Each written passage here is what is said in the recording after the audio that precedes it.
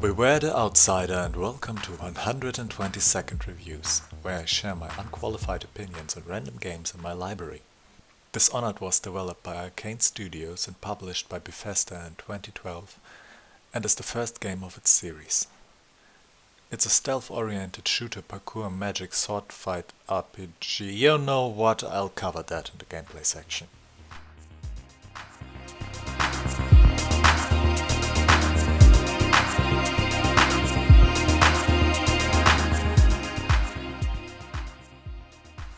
During a ravaging plague, you, Corva Tano, bodyguard and whatever the male version of a mistress is, of the Empress, returned to your beloved, just to catch her as she gets a blade through her back.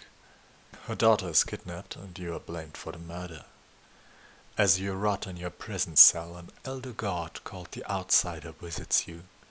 He does not usually care about the affairs of humans, but your story is quite interesting. He's gonna give you magic, just to see what happens.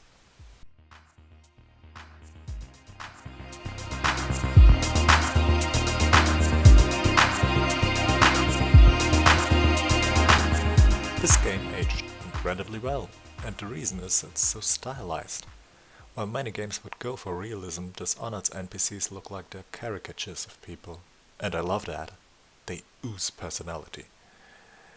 The world looks incredible as well. Dunwall feels like a real city, mostly because it's a steampunk version of late Victorian or Edwardian London.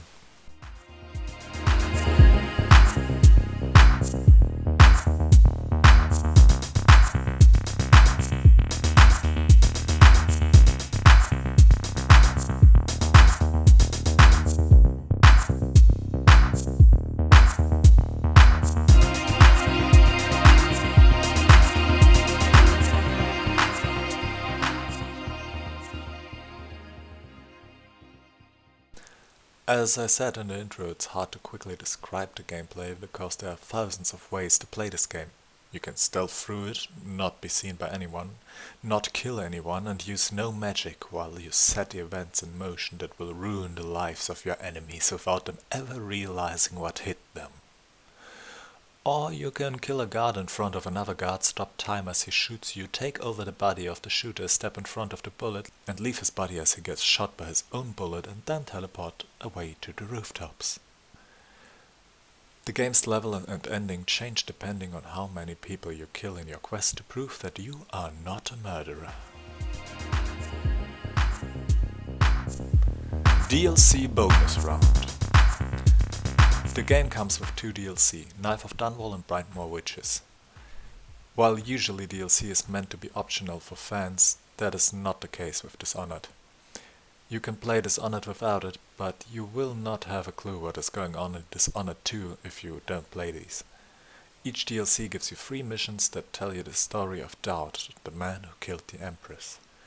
If you own both, I can very much recommend to interweave the DLC with the game instead of playing it afterward. All of Doubt's missions take place between Corvo's missions, so just switch between them and the timeline will check out in the end. 10 out of 10 for the game and 10 out of 10 for the DLC. I really love this game. It's old and you should buy the DLC, so I would pay around 10 quid for the definitive edition.